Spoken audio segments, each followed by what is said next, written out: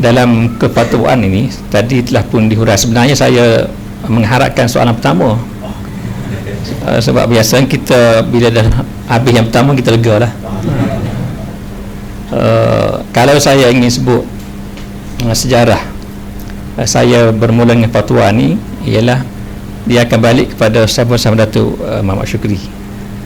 Beliaulah yang pada tahun 2012 yang menjemput saya untuk masuk dalam anggota Jemaah Ulama Negeri Kelantan, MAIK. Negeri Kelantan dia panggil Jemaah Ulama, dia tak panggil Jatuh Fatwa, namanya berbeza. Jadi daripada tahun 2012 itulah saya mulai diperkenalkan dengan peranan fatwa dan sebagainya.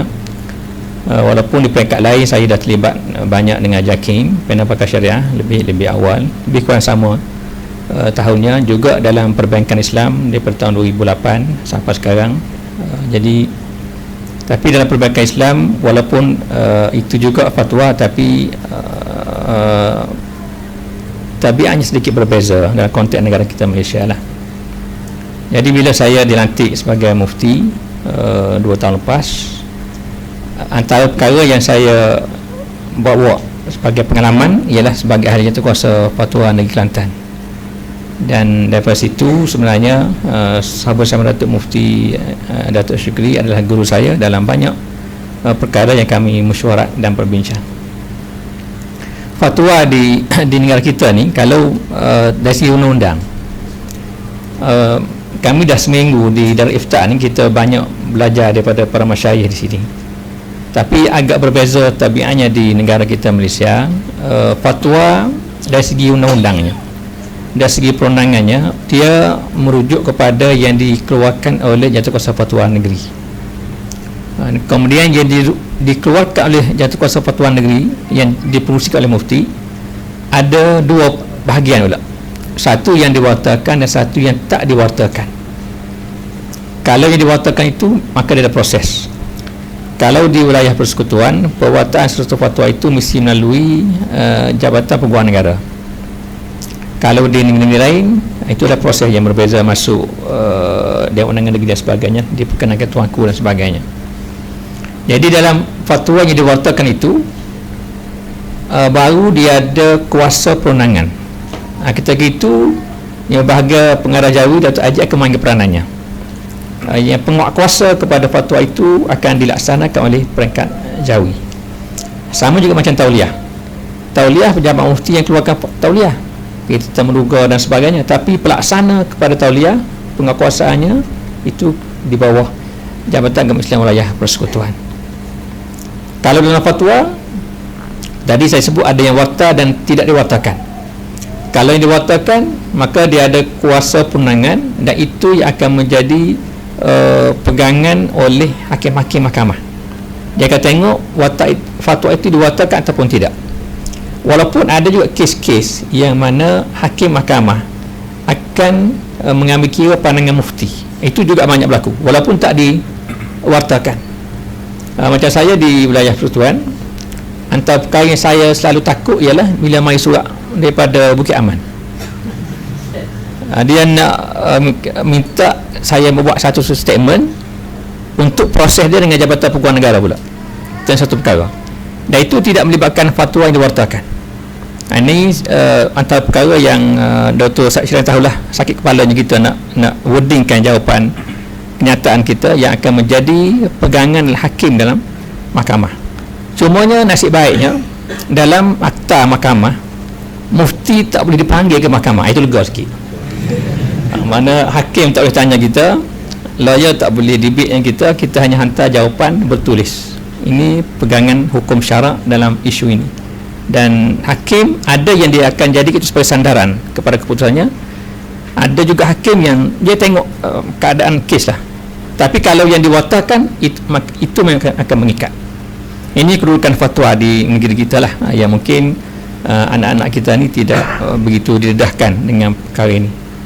Jadi dalam kita belajar di sini ni, kita belajar banyak tentang teori fiqh dan sebagainya lah. Saya pun peringkat itulah dulu, kita belajar baca kitab dan sebagainya. Tapi bila peringkat nak mengurus apa kita belajar itu, maka itulah proses yang yang berlaku kalau dalam konteks fatwa lah, merujuk pada soalan yang dipertanyakan oleh Al-Fadhil Dr. Syed Shahrizan tadi.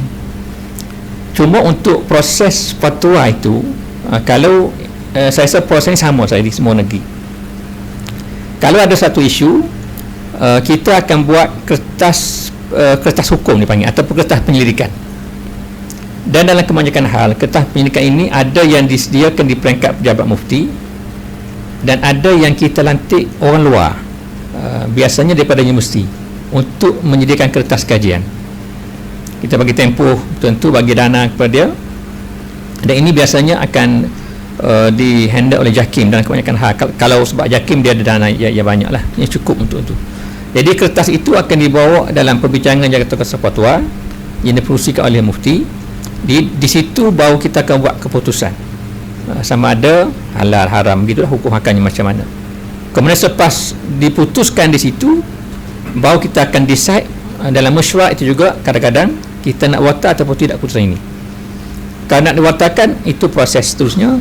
Kita akan bengkelkan lagi sirahnya macam mana, akan bincang dengan Jabatan Peguam Negara. Ini menuju pada wilayah lah, dan prosesnya agak panjang sikit lah untuk diwatakan. Jadi hal-hal begini, saya rasa anak-anak yang belajar sama ada di Mesir ataupun di Jordan, di negara kita pun, di negara pun, perlu ada pendedahan begitu. Kita belajar kitab sini, hukum kita tahu begitu begini, tapi bila sampai mereka nak difatwakan, ada dalam kebanyakan hal itu kita tengok banyak sudut untuk kita keluarkan fatwa itu. Tidak boleh lagi semata-mata baca kitab itu. Kitab itu menjadi bahan asas, menjadi orang panggil bahan raw, bahan mentah untuk kita proses dalam perbincangan oleh Jabatan Fatwa untuk kita buat keputusan. Begitu kedudukannya. Sehingga kan kalau di wilayah persekutuan, ini pun mungkin ramai yang tidak ada maklumat, bajet tahunan Jabatan Agama Islam Wilayah Persekutuan ini di bawah Datuk Haji, dan juga bajet tahunan Majlis Agama Islam Wilayah Persekutuan yang Tan Sri Chairman pengurusinya Tan Sri Muhammad Daud Bakar sekarang ini. Bajet dua agensi ini diputuskan oleh Jabatan Fatwa Wilayah Persekutuan. Bajet untuk tahun 2023 nanti kita dah putuskan. Datuk Haji dah bentang kat saya lah dekat Jabatan Fatwa. Sama juga ada Majlis Agama Islam, sebab dia sebahagian melibatkan duit zakat, maka dia perlu kepada pandangan hukum. Jadi kita akan teliti semua tu. Kita akan teliti, ada kadang-kadang kita tolak, ini tak boleh begini, ini duit zakat, tolak tarik, macam tu. Kadang-kadang dua kali bentar dalam mencoba Jabatan Fatwa baru kita luluskan, baiki sana sini. Ini peranan pejabat mufti dalam mengurus hal-hal kefatwaan kalau merujuk pada di wilayah lah.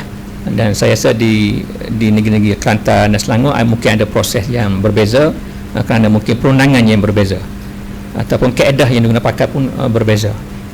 Jadi begitu. Kemudian kalau yang Dr. Syed sebut tadi tentang website tadi, jawapan-jawapan hukum yang kami keluarkan itu sebahagian besarnya bukan diwatakan. Dan bukan semua itu yang masuk dalam perbincangan Jabatan Fatwa. Itu adalah hasil daripada kita respon kepada soalan-soalan yang dipertanyakan kepada kita.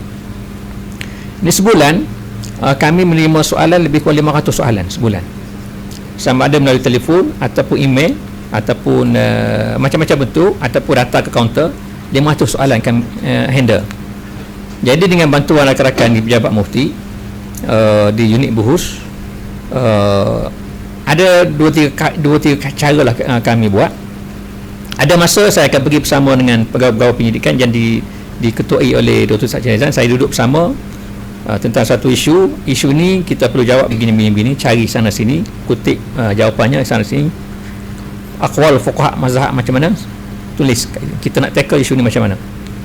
Ada masa dalam banyak keadaan penyelidik yang deal dengan Dr. Syed Shahrizan, dan kita juga ada ketua unit buhus. Jawapan ini diserahkan kepada Dr. Syed, dan peranan Dr. Shahrizan sebagai ketua penolong mufti akan memastikan fakta itu tepat, terjemahannya tepat, rujukannya tepat, barisnya tepat dan sebagainya, sebelum kertas itu dibawa ke meja saya. Bila sampai ke meja saya akan tengok jawapan itu, dan kadang-kadang saya minta beki, kadang-kadang saya beki terus kat situ. Kadang-kadang kalau melibatkan meja beki itu saya bagi balik. Sekarang komputer mudahkan, saya merahkan, highlightkan sana sini, tambah sana sini. Okay, perlu tengok balik, kita tak boleh jawab dalam bentuk begini, kena tackle yang lebih lunak. Itu peranan mufti lah untuk melihat jawapan itu. Jadi selepas saya dah puas hati, saya bagi balik, kemudian barulah dibeki, barulah masuk dalam website. Sama ada bahagian macam-macam bahagian Irsyad Fatwa, ada Al-Kafi Fatawi dan sebagainya. Dan ini semuanya sebenarnya ada, semua negeri pun ada. Di wilayah pun, di Kelantan pun ada, di Selangor pun ada, proses yang sama sebenarnya. Jadi inilah tugas sebagai mufti dan juga pegawai-pegawai yang bertugas di pejabat mufti bagi memastikan 3 asas yang disebut oleh Datuk Bersama yang pertama tadi. Akidahnya kita pegang kepada Asy'ariyah Maturidi, Ahlussunnah wal Jamaah Asy'ariyah Maturidi. Fiqhnya kita utamakan mazhab Syafi'i, dan tasawufnya aliran Junaid al-Baghdadi dan Ghazali. Kita takkan lari daripada 3 ini. Cuma dalam fiqh ada masanya kita terkeluar daripada pandangan mazhab Syafi'i kerana melihat kepada keadaan tertentu dan zuruf tertentu. Dan ini kita sebenarnya dalam daurah 2-3-4 hari di Darul Ifta kita baca banyak hal-hal ini, keluar daripada mazhab. Ketika mana kita keluar daripada mazhab Syafi'i dan masa mana kita kadang-kadang kita ambil qaul yang marjuh dalam suatu mazhab. Itu bergantung kepada kes dan keadaan. Jadi ini tugas mufti bagi memastikan kita betul-betul melaksanakan amanah yang diberikan kepada kita untuk dilaksanakan di negeri yang kita terlibat dengannya. Kalau saya di Wilayah Persekutuan, sebagaimana yang saya bersama sebut tadi, di bawah Tuanku Kebah 25 Mulia Si Pertuan Baginda Yang di-Pertuan Agong, memang dalam Akta 505 itu memang disebut mufti sebagai penasihat kepada Tuanku, dan atas amanah itulah dan saya pun ada regular update kepada Tuanku Agong tentang apa yang berlaku di pejabat mufti, isu-isu yang berlaku. Dan kalau di Wilayah Persekutuan, sebab dia melibatkan Agong, ada 5 buah negeri, Melaka, Pulau Pinang, Sabah, Sarawak, Wilayah Persekutuan, dan sekarang termasuk Pahang lah, sebab tuanku daripada Pahang.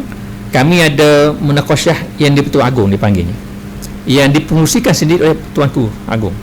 Tuanku Agong sendiri mempengurusikan pertemuan untuk 5 buah negeri ini, dan kami bentang dalam pelbagai isu, bincang di situ di istana, bagi memperjelaskan kepada tuanku dan juga bagi maklumat dan update kepada tuanku tentang suatu perkara yang kita rasa perlu dilaksanakan di negeri-negeri berkenaan.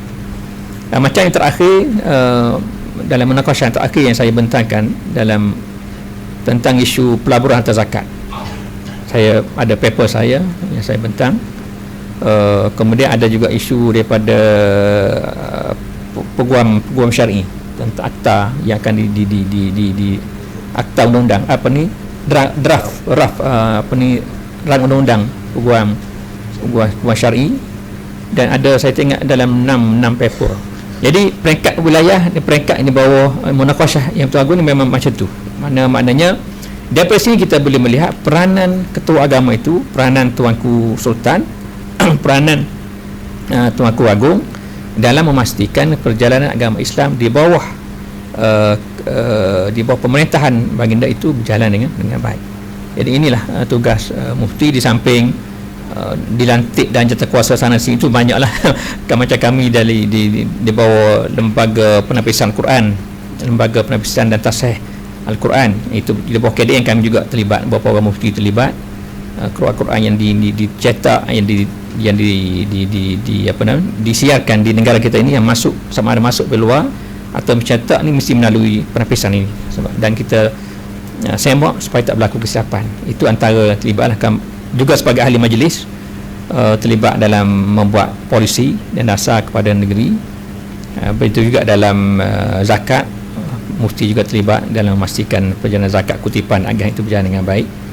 Dan juga dalam peringkat di samping sebagai muzakarah MKI, ahli kepada muzakarah MKI yang dulu dikenali sebagai Jawatakuasa Fatwa Kebangsaan, yang semua mufti-mufti terlibat. Dan juga dalam jawatakuasa panel pakar yang dilantik di bawah JAKIM, kebanyakan mufti juga terlibat.